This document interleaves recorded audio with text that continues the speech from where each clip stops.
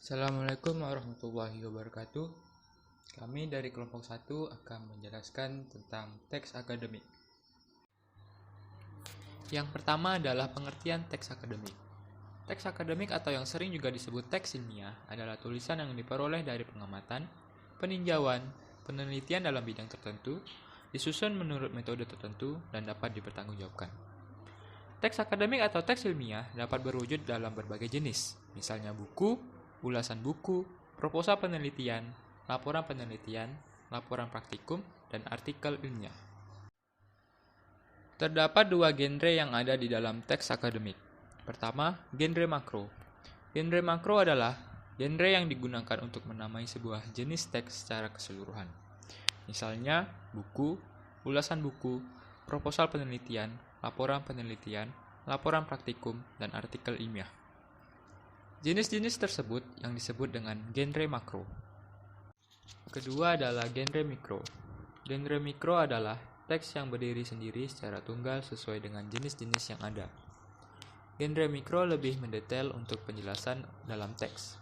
Contohnya, deskripsi, laporan, prosedur, eksplanasi, eksposisi, dan diskusi. Assalamualaikum warahmatullahi wabarakatuh. Saya Yoga Nurdiansyah akan melanjutkan presentasi dari Mas Rudini. Selanjutnya menelusuri dan menganalisis model teks akademik. Teks akademik atau yang juga sering disebut teks ilmiah berbeda dengan teks non-akademik atau teks non-ilmiah. Teks akademik dan teks non-akademik ditandai oleh ciri-ciri tertentu. Untuk membedakan keduanya, Anda harus menelusuri ciri-ciri tersebut. Secara umum, teks akademik ditandai oleh sifat-sifat baku, logis, lugas, dan objektif. Namun demikian, definisi teks akademik dengan ciri-ciri di atas belum memadai. Karena sebuah teks yang dikatakan tidak akademik sekalipun dalam hal tertentu menunjukkan ciri-ciri akademik. Dan sebaliknya, teks yang dikatakan akademik masih menampakkan ciri-ciri non-akademik. Atas dasar kenyamanan ini, diperlukan penjelasan perbedaan teks akademik dan teks non-akademik. Perbedaan teks akademik dan teks non-akademik. Teks akademik 1. Sederhana dalam hal struktur kalimat. 2. Padat informasi. 3. Padat akan kata-kata leksikal. 4. Banyak memanfaatkan nominalisasi. 5. Banyak memanfaatkan metafora gramatika. 6. Banyak memanfaatkan istilah teknis. 7. Bersifat taksonomik dan abstrak. 8. Banyak memanfaatkan sistem pengacuan Espora. 9. Banyak memanfaatkan proses relasional identifikatif. 10. Bersifat monologis. 11. Memanfaatkan bentuk pasif untuk memberikan tekanan kepada pokok persoalan yang dikemukakan, bukan kepada pelaku. 12. Seharusnya tidak mengandung kalimat minor. 13. Seharusnya tidak mengandung kalimat gramatikal. 14. Biasanya mengambil genre faktual. Sedangkan teks non-akademik 1. Rumit dalam struktur kalimat. 2. Cenderung tidak padat informasi. 3. Padat akan kata-kata struktural. 4. Cenderung sedikit memanfaatkan nominalisasi. 5. Cenderung sedikit memanfaatkan metafora gramatika. 6. Cenderung sedikit memanfaatkan istilah teknis. 7. Lebih konkret dan cenderung tidak bersifat taksonomi. 8. Tidak menunjukkan pengacuan Espora sebagai ciri penting. 9. Tidak menonjol pada salah satu jenis proses. 10. Bersifat dialogis. 11. Memberikan tekanan kepada pelaku dalam peristiwa dialog. 12. Sering mengandung kalimat minor. 13. Sering mengandung kalimat gramatikal. 14. Mengambil genre yang lebih bervariasi dan dapat faktual atau fiksional. Perkenalkan, nama saya Muhammad Luki Al-Azhar, NIM D104119144. Di sini saya akan menjelaskan bagian ciri-ciri teks akademik. Ciri yang pertama, sederhana dalam struktur kalimat. Sederhana yang dimaksud adalah adanya penggunaan kalimat simpleks. Kalimat simpleks yaitu kalimat yang mengandung satu aksi atau peristiwa. Ciri yang kedua, padat informasi. Kepadatan informasi dalam teks akademik dapat dijelaskan dari dua sisi. Yang pertama, informasi dipadatkan melalui kalimat simpleks. Yang kedua, informasi dipadatkan melalui nominalisasi. Ciri yang ketiga pada leksikal. Teks akademik lebih banyak mengandung leksikal atau kata isi, seperti nomina, verba, predikator, adjektiva, dan adverbial tertentu, dibanding kata struktural, seperti konjungsi, kata sandang, preposisi, dan sebagainya. Ciri yang keempat, memanfaatkan nominalisasi. Nominalisasi adalah cara untuk membandingkan informasi. Sebagai upaya pembendaan, nominalisasi ditempuh dengan cara mengubah leksis non-benda menjadi leksis benda, seperti menyemprotkan menjadi penyemprotan, mengusir menjadi pengusiran. Yang kelima, memanfaatkan metafora gramatika melalui ungkapan inkongruen. Metafora gramatika adalah pergeseran dari satu jenis leksis ke leksis yang lain, atau dari tataran gramatika yang lebih tinggi ke yang lebih rendah. Yang keenam, memanfaatkan istilah teknisi. Istilah teknisi adalah penamaan kepada sesuatu dengan menggunakan nomina yang dibangun antara lain melalui proses nominalisasi. Yang ketujuh, bersifat taksonomik dan abstrak. Taksonomik adalah pemetaan pokok persoalan melalui klasifikasi kepada sesuatu, sedangkan abstrak adalah pokok persoalan yang dibahas yang seringkali di dalamnya mengandung hasil pemformulasian dari pengalaman nyata menjadi teori. Ciri yang kedelapan, memanfaatkan sistem pengacuan esfora. Pengacuan esfora digunakan untuk menunjukkan prinsip generalitas bahwa benda yang disebut di dalam kelompok nomina tersebut bukan benda yang mengacu kepada penyebutan sebelumnya. Ciri yang kesembilan, memanfaatkan proses relasional identifikasi dan proses relasional atributif. Proses relasional identifikasi adalah cara untuk memberikan definisi atau identifikasi terhadap sesuatu. Sedangkan proses relasional atributif adalah cara untuk membuat deskripsi dengan menampilkan sifat, ciri, dan keadaan benda yang dideskripsikan tersebut.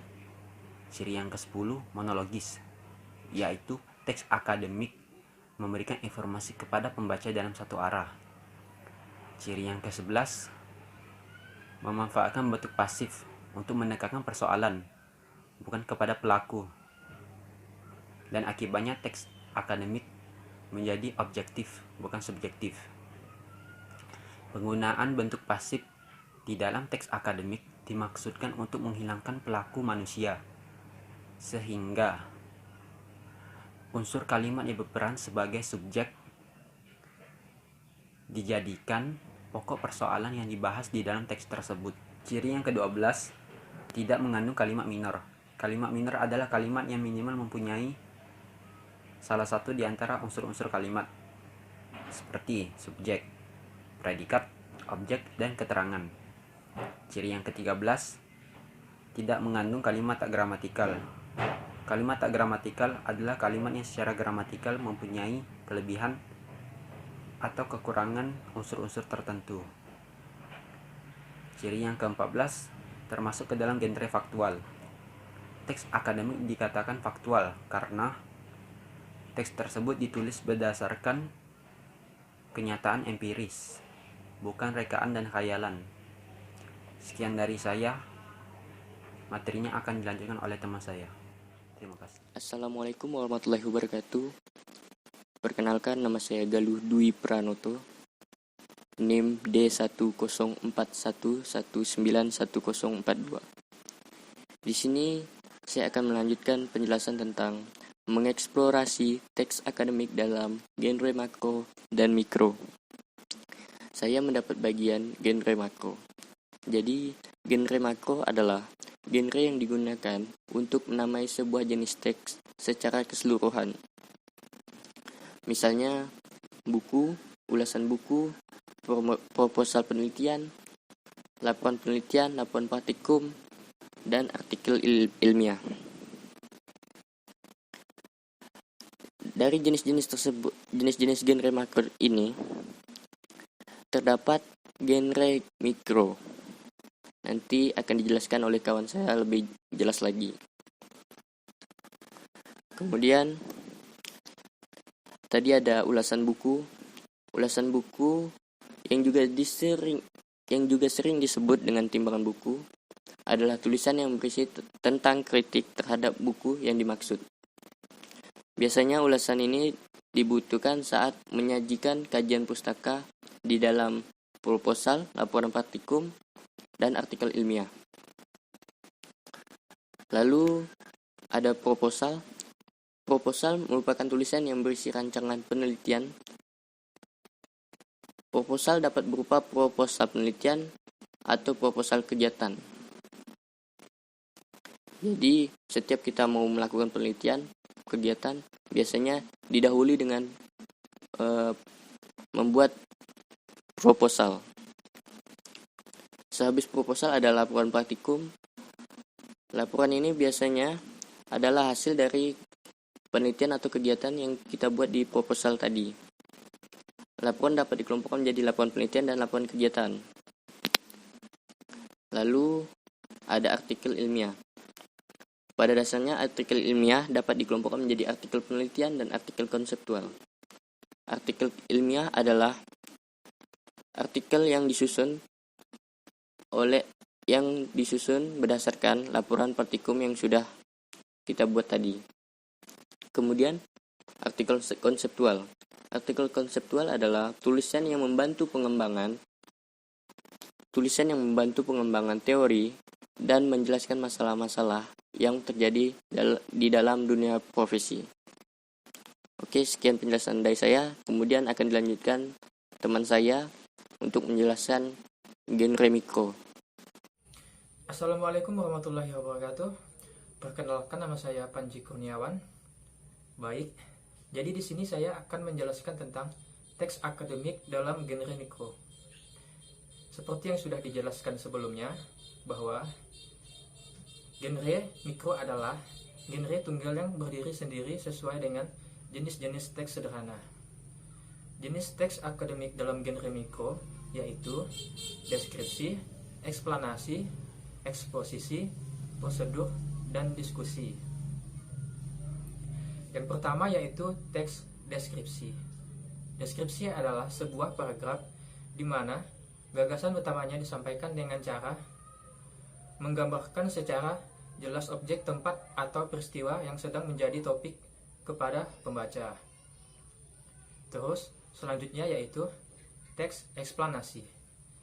Teks eksplanasi adalah sebuah teks yang berisi tentang proses-proses yang berhubungan dengan fenomena-fenomena alam, sosial, ilmu pengetahuan, budaya, dan lainnya. Selanjutnya yaitu teks eksposisi. Teks eksposisi adalah sebuah paragraf atau karangan yang terkandung di dalamnya sejumlah informasi yang mana isinya ditulis dengan tujuan untuk menjelaskan atau memberikan pengertian dengan gaya penulisan yang singkat, padat, dan akurat. Selanjutnya yaitu teks prosedur.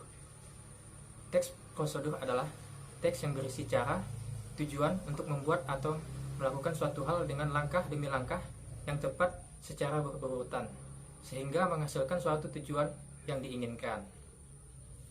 Pada teks prosedur, isi dari tulisannya selalu berhubungan dari awal sampai akhir, dan dari setiap isinya terdapat keterangan agar mudah dipahami oleh pembaca.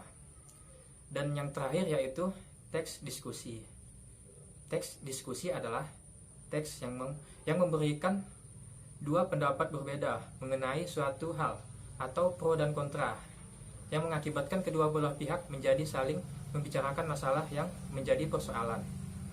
Salah satu manfaat dari berdiskusi yaitu bisa memperluas pengetahuan dan memperbanyak pengalaman. Sekian penjelasan dari saya. Selanjutnya akan dilanjutkan oleh teman saya. Assalamualaikum warahmatullahi wabarakatuh.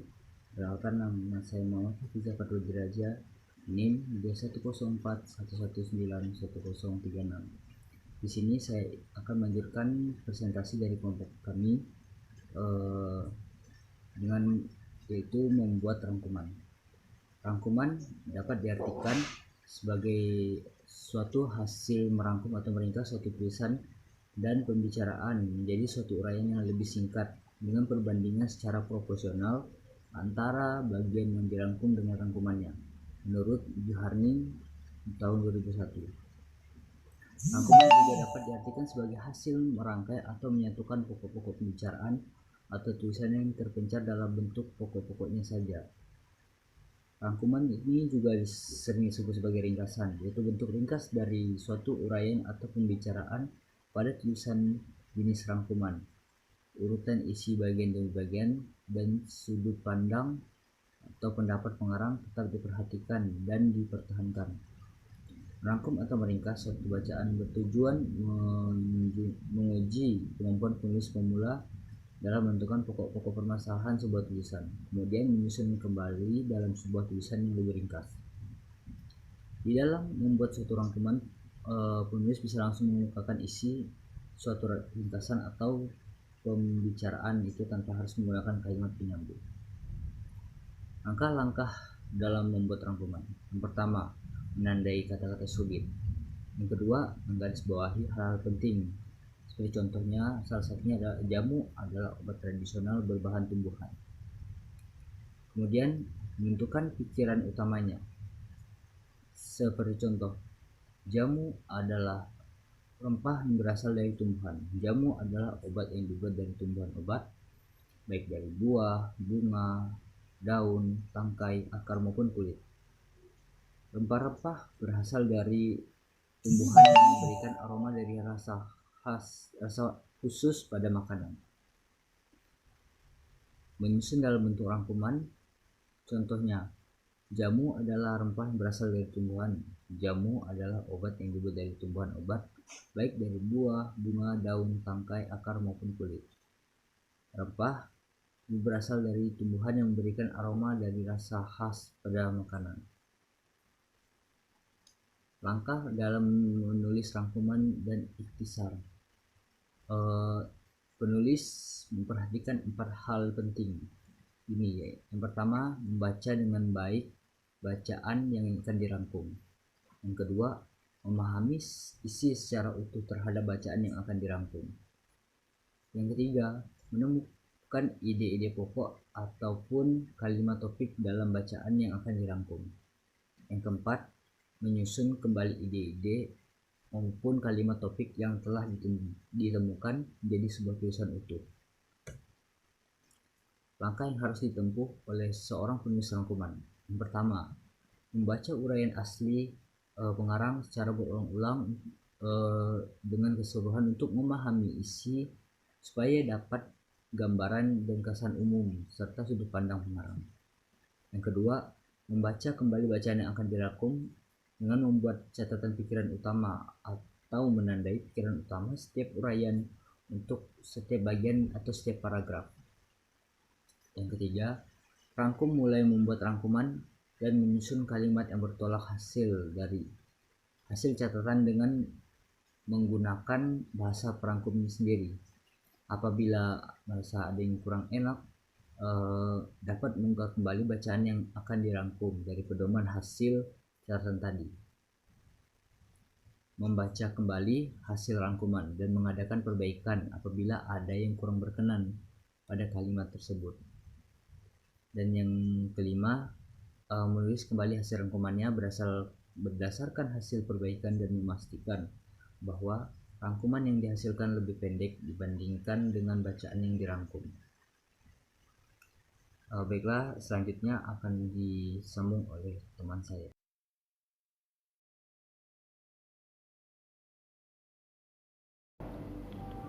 Jadi kesimpulannya, teks akademik adalah tulisan yang diperoleh dari pengamatan, peninjauan, penelitian dalam bidang tertentu, disusun menurut metode tertentu, dan dapat dipertanggungjawabkan. Teks akademik biasa berwujud dalam berbagai jenis seperti buku, proposal penelitian, laporan praktikum, artikel ilmiah, dan bentuk lainnya.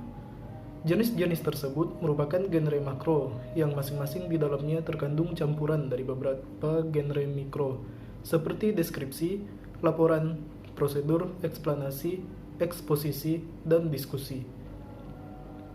Rangkuman dapat diartikan sebagai hasil merangkai atau menyatukan pokok-pokok pembicaraan atau tulisan yang terpencar dalam bentuk pokok-pokoknya saja. Rangkuman biasa dibuat dengan mengikuti langkah-langkah, seperti menandai kata-kata yang sulit, lalu menggarisbawahi hal yang penting, kemudian menentukan pikiran utamanya, kemudian menyusun ke dalam bentuk rangkuman.